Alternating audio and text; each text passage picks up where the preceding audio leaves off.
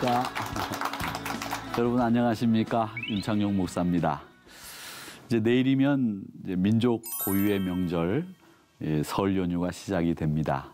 몸도 마음도 많이 분주하실 텐데 일찌감치 좀 준비를 좀 해야 되겠다 생각을 하고 나섰는데 가보면 나보다 먼저 나온 사람들이 있어서 붐비고 있고 우리 권사님들 또 집사님들이 여기 와 앉아 계신데 살림들을 하셔야 되기 때문에 이 명절이 분주하고 꽤 바쁘실 텐데 이 시간에 이렇게 자리를 함께 해주셔서 너무 감사드립니다. 고맙습니다. 사실 그런저런 것을 이렇게 보면 세상 사는 게 거의 비슷해요. 그렇죠? 거기서 다 비슷비슷하다고 보면 됩니다. 그러니까 똑같은 시간 내에 우리가 살고 있고 또 우리가 같은 대한민국이라고 하는 공간 속에서 살고 있기 때문에 거의 비슷한 생활을 한다 이렇게 볼 수 있는데 오늘은 이 세상이 감당하지 못하는 믿음의 인물, 좀 특별한 사람을 좀 소개해드리고 싶습니다. 조금은 남다른 인생을 살았던 사람, 우리가 비슷한 인생을 거의 다 사는데 이 사람은 좀 특별하게 살았던 사람이 있는데 그 사람이 누구냐면 무미보셋이라고 하는 인물입니다.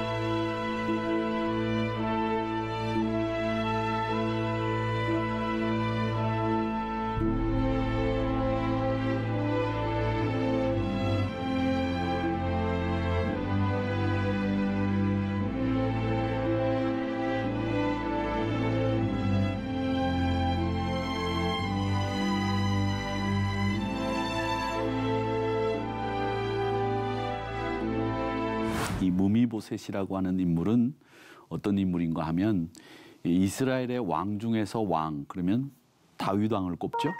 다윗 왕입니다. 그런데 그 다윗 왕의 가장 요즘 말로 이야기하는 절친이 누구였느냐 하면 요나단이라는 사람이었습니다. 요나단. 사울의 아들이죠. 그리고 이 다윗은 사실은 사울의 사위이기도 합니다. 그리고 이 요나단은 그러니까 이 다윗의 입장에서 보면 처의 처남이 될 수 있는, 그리고 요나단의 입장에서 보면 다윗은 매제에 해당되는 그런 인척 관계를 형성하고 있는 사람이 요나단입니다. 근데 그 요나단에게 아들이 하나 있었는데 그 아들이 바로 오늘 우리가 세상이 감당치 못한 이 믿음의 인물 살펴보려고 하는 무미보셋이라고 하는 인물입니다.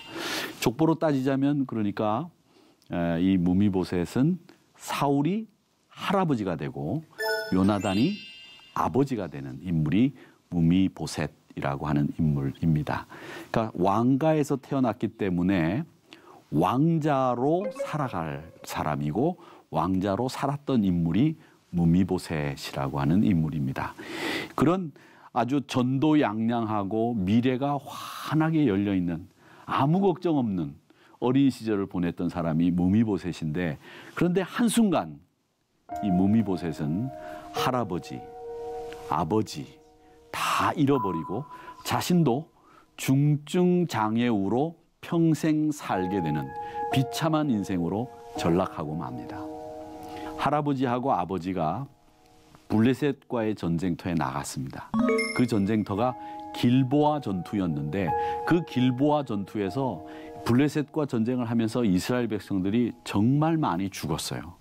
그때 이 무미보셋의 아버지이고 다윗의 절친이었던 요나단도 전사합니다. 그리고 거기에서 이 전사를 하는데 요나단만 전사를 하는 것이 아니라 사울도 그 전투에서 세 아들과 함께 길보아 전투에서 전사를 합니다. 이게 사무엘하 31장 2절에 나오는 내용입니다. 문제는 할아버지, 삼촌, 아버지 다 그 길보아 전투에서 전사를 통해서 사망을 하는데 문제는 뭐냐면 이 이야기를 들은 왕가에는 왕자를 키우는 유모가 있습니다. 생모가 어머니가 이 왕자들을 키우지 않죠. 대개 좋은 스승님이 옆에 붙고 유모들이 붙어서 유모들이 키우는데 이 무미보셋도 왕세손이니까 유모가 키웠는데 이 유모가 왕이 죽고 이 왕세손의 아버지도 죽고 삼촌들도 다 죽었다고 하니까 깜짝 놀라서 이 유모가 무미보셋을 데리고 도망을 간 겁니다. 도망을 가다가 그 어린 무미보셋을 실수로 떨어뜨렸어요. 그래서 다리를 제대로 못 쓰는 중증장애우로 만들어버리는 겁니다. 사무엘하 4장 4절에 나오는 이야기인데 그렇게 해서 요나단 아버지도 전사하고 할아버지 사울도 전사하고 삼촌들도 전사하고 홀로 남은 이 무미보셋은 유모 손에 들려서 도망을 가는 차에 떨어뜨려서 다리를 못 쓰게 되는 장애우가 되는 겁니다. 그렇게 비참한 인생을 살아가는 인생으로 전락하고 만 겁니다.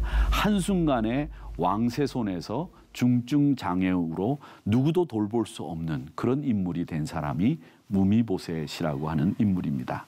이런 무미보셋이 5살이 됐을 때 환경 속에서 어떻게 자라가야 될지 걱정스러울 뿐이었습니다. 근데 다행스러운 게 하나, 이 사울의 왕가에 아주 충성스러운 종이 하나 있었습니다. 그 종 이름이 시바라고 하는 종이 있었습니다. 발음을 잘 하셔야 됩니다. 시바라고 하는 종이 있었는데 이 사울의 남은 가족들을 잘 챙겨주고 돌보아 주었던 종이 시바라고 하는 종이었습니다.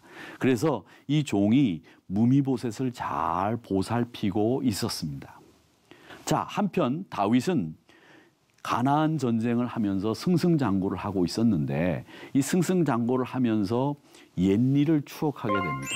자기의 절친 요나단, 얼마나 자기를 도와주었는지, 자기가 너무나도 사랑했던 그 절친 요나단이 생각이 나서 승승장구를 하는 가운데에서 그 요나단을 한번 생각하게 되는 거예요. 야, 내 친구가 살아있었다면 내가 이런 승승장구하는 모습을 보이면서 이 기쁨을 함께 나눌 수 있었을 텐데 내 친구 요나단이 먼저 나보다 세상에서 하나님 부르심을 받아 전사하고 내 곁에는 아무도 없구나, 이런 생각을 하다가 갑자기 불현듯 다윗의 머릿속에 이런 생각이 드는 거예요. 그래, 혹시 요나단의 아들들이나 딸들이 남아있지는 않을까? 혹시 사울의 집안에 후손이 남아있지는 않을까? 이런 생각에 다윗의 생각이 미친 거예요. 그래서 신하들에게 물어봅니다. 사무엘하 9장 1절에 보면 야, 사울의 집안에 누가 남아있는 사람이 있느냐? 그렇게 물어봅니다. 그럴 때 사울의 집안에 종 한 사람이 남아 있습니다. 무미보셋이라고 하는 존재는 아직 모르고 종이 한 사람 남아 있는데 그 사람 이름이 시바라고 하는 사람이 남아 있습니다. 그 사람에게 물어보면 사울의 자손들 중에서 누가 남아 있는지를 알 수 있을 것 같습니다. 그러니 왕이여, 시바라고 하는 종을 찾아서 사울 왕가에 누가 남아 있는지, 후손들이 누가 있는지를 한번 알아보시면 됩니다. 이렇게 잘 설명을 해 주었습니다.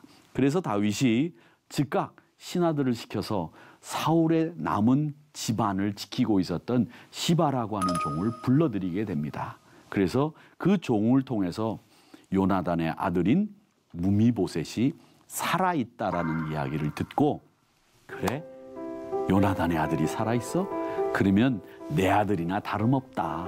그 요나단의 아들을 왕궁으로 데리고 오라고 명령을 하게 되고 이 무미보셋이 왕궁으로 들어오게 됩니다.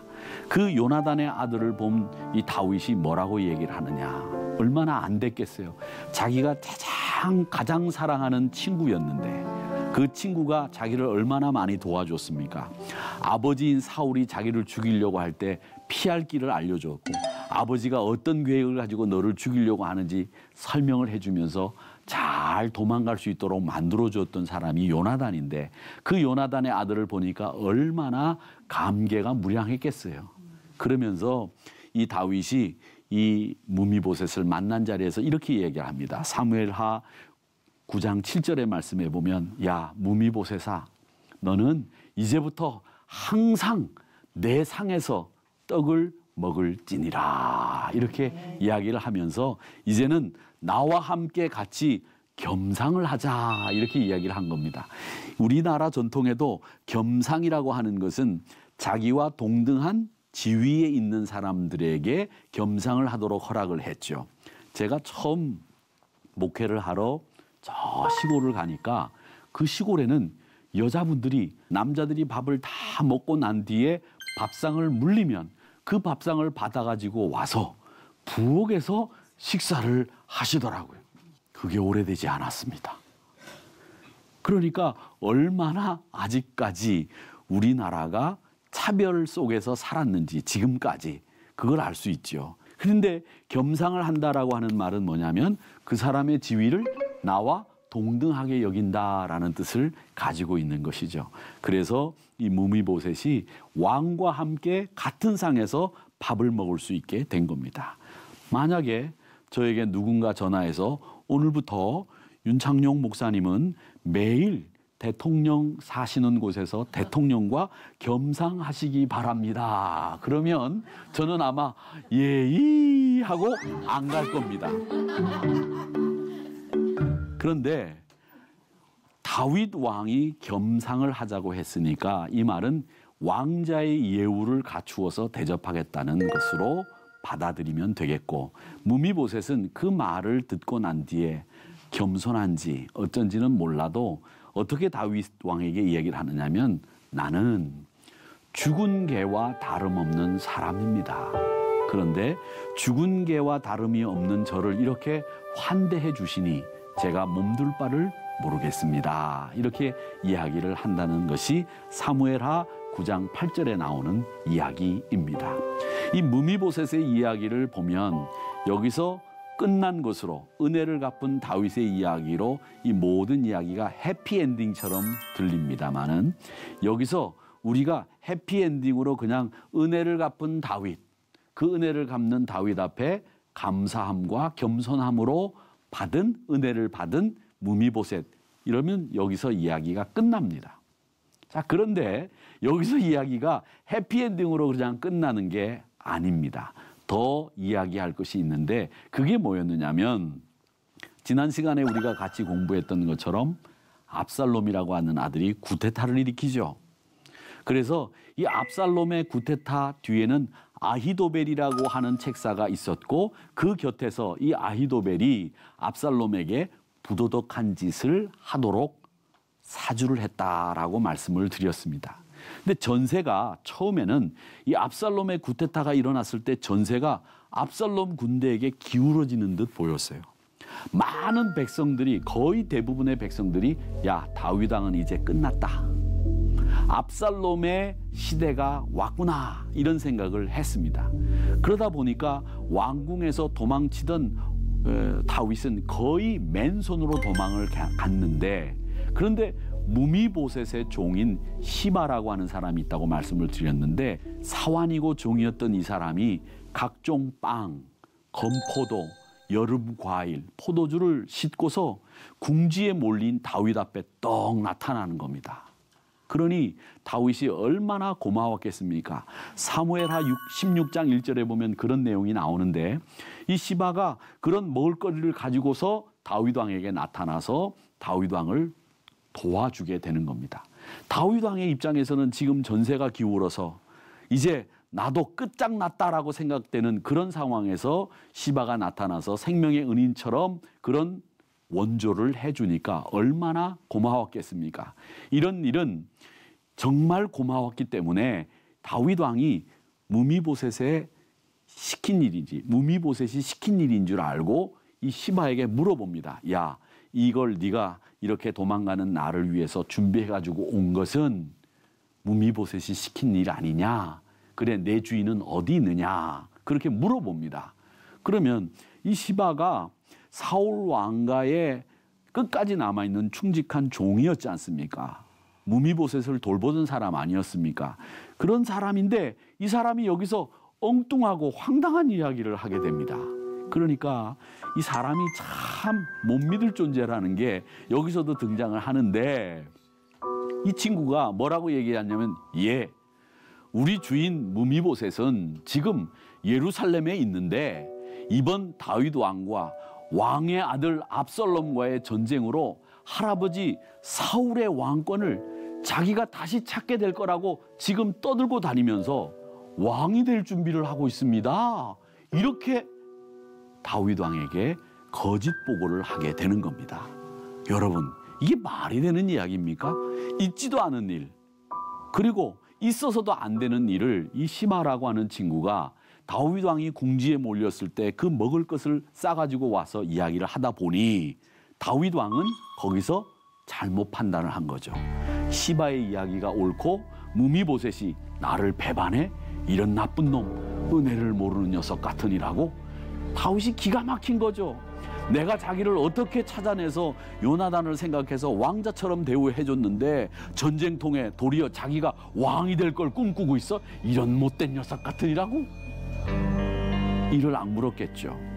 그래서 다윗이 너무 기분이 나빠가지고 그 자리에서 바로 야, 내가 무미보셋에게 준 땅들 있지? 이제부터는 무미보셋의 것이 아니라 다 네 거다.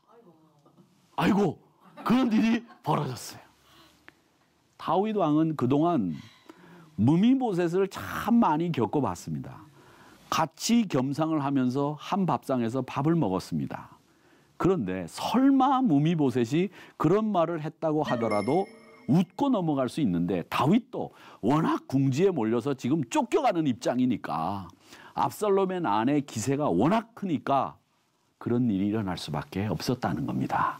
그래서 이 충직한 종이라고 생각했던 이 시바가 잘못된 보고 한마디에 이 다윗이 무미보셋에게 가지고 있었던 좋은 감정이 악한 감정으로 바뀌게 되는 겁니다. 무미보셋이 절름발입니다. 장애우입니다. 신체도 성하지 못합니다. 그런 그에게 군대가 있습니까? 군대가 없습니다. 그를 추종하는 사람들이 있습니까? 없습니다. 그런데 다윗의 입장에서는 얼마든지 여유롭게 생각하고 얼마든지 대국적으로 대승적으로 생각할 수 있는데 이 힘을 가진 사람이 하기 쉬운 함정에 그만 빠져버린 거예요. 바로 자기 마음대로 할 수 있다고 생각하는 그것이 그에게는 함정이었다는 겁니다. 그러니까 세상에서 제일 어리석은 사람이 누구인가 하면 자기 마음대로 뭔가를 할 수 있다고 생각하는 사람, 이게 제일 어리석은 사람이에요. 자기 마음대로 무슨 일을 꾸밀 수 있다고 생각하는 사람, 그게 제일 어리석은 사람인데 바로 다윗이 그런 함정에 빠진 겁니다. 왕이 우여곡절 끝에 압살롬을 물리치고 다시 예루살렘으로 귀환하는 순간에 이 다윗이 도망가면서 이 시바라고 하는 종에게 했던 말이 부끄러워지는 일이 생기게 됩니다. 그것은 무미보셋이 시바가 참소한, 그리고 다윗이 생각한 것처럼 그렇게 나쁜 사람이 아니었다는 것이 드러나게 됩니다. 무미보셋은 다윗이 예루살렘으로 귀환할 때 제일 먼저 마중을 나가서 이렇게 조아리면서 이야기합니다. 왕이여, 나는 왕이 떠난 날부터 발에 맵시를 내지 않고 수염을 깎지 않고 옷을 빨지 않았습니다. 그렇게 보고를 드리면서 왕 앞에 무릎을 꿇고 조아립니다. 이게 사무엘하 19장 24절에 나오는 말씀입니다. 그러자 다윗이 의외잖아요. 자기가 지금까지 들었던 무미보셋의 이야기하고는 다르니까 왜 나와서 도망을 하지 않느냐? 네가 도망을 했어야지 무슨 소리냐? 그렇게 얘기를 하니까 이 시바라고 하는 종이 다리를 절므로 당신은 여기 있는 것보다 낫다고 하고서는 왕에게 가서 나를 모함했습니다. 나는 다만 죽은 사람입니다. 나는 죽은 사람과 다름이 없습니다. 그렇게 이야기를 합니다. 그러니까 그때서야 다윗이 아하, 내가 경솔했구나. 내가 잘못 판단했구나. 시바에게 이 무미보셋에 주었던 땅을 다 주라고 그렇게 섣불리 얘기를 해놓고 갔는데 내가 잘못했구나. 그걸 깨닫고 자기가 한 말이 있으니까 시바에게 준 땅의 반은 네가 가져야 되겠다. 그렇게 얘기를 하면서 민망한 다윗이 그 일을 수습을 합니다. 자기가 한 결정을 번복할 수는 없었던 모양인 것 같아 보이는데 만약에 다윗이 좀 더 용기 있는 사람이라면 자기가 한 결정이라도 번복을 해서 시바라고 하는 사람을 죽이든가 아니면 참소한 것에 대한 죄를 묻고 무미보셋에게 다시 모두를 돌려주는 게 맞는 일이라고 저는 생각하는데 아마 그렇게 하지 않았던 것 같습니다. 그래서 무미보셋에게 반은 가지도록 해라 이렇게 이야기를 합니다. 그게 사무엘하 19장에 나오는 이야기입니다. 우리가 이런 일들을 통해서 생각해 보건대 우리는 참 알 수 있는 우리가 배워야 되는 교훈이 하나 있다면 그건 무미보셋이라고 하는 인물은 겸손하고 또 사양할 줄 아는 사람이라고 하는 겁니다. 이 무미보셋이라고 하는 이름은 부끄러움이 없는 사람, 부끄러움을 없이 하는 사람 이런 뜻입니다. 그러니까 부끄러울 게 없는 사람이 무미보셋이라고 하는 뜻의 이름입니다. 그래서 다윗에게는 꼭 필요한 사람이 누구였느냐? 부끄러울 것이 없는 늘 다윗 편에 서서 다윗을 옹호해 주었던 무미보셋 같은 사람, 다윗의 부끄러움을 감추어 줄 수 있는 사람이 바로 무미보셋 같은 인물이었다라는 것을 우리가 배우게 됩니다. 남의 부끄러움을 들추어내기보다는 남의 부끄러움을 덮어주고 감싸주고 남의 약점을 공격하기보다는 남의 약점을 덮어주고 내 강점으로 그의 약점을 커버해주는 이런 사람이 정정당당한 부끄러울 것이 없는 무미보셋의 이름에 걸맞는 사람이라고 생각을 합니다. 믿음의 바른 도를 가진 사람들은 바로 그런 사람들입니다. 성도들은 남의 부끄러움을 없애주는 사람이 되어야지 남의 부끄러움을 들추어내는 사람이 돼서는 안 됩니다. 유명한 윤동주 시인의 하늘 아래서 내가 한 점 부끄러움 없이 살아야 되겠다라고 하는 그런 시처럼 이 무미보셋처럼 당당하게 모든 일을 초연하게 감당할 수 있는 여러분들이 되기를 바랍니다. 이것이 무미보셋을 통해서 배우는 세상이 감당치 못하는 믿음의 사람들의 교훈입니다.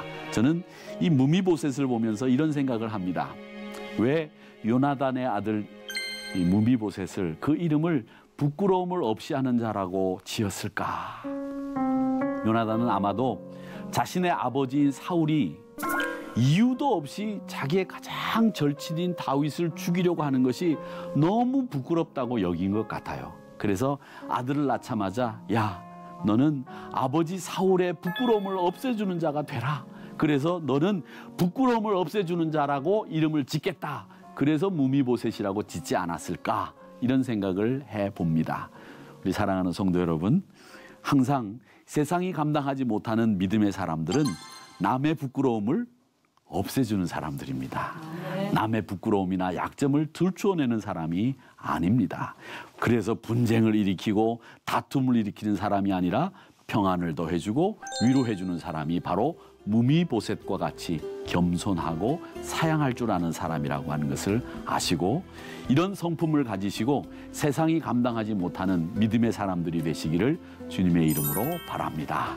여러분 새해 복 많이 받으시고요. 복된 설 연휴 안전한 귀성길 되시기를 바랍니다. 저는 다음 이 시간에 또 찾아뵙도록 하겠습니다. 고맙습니다. 감사합니다. 감사합니다.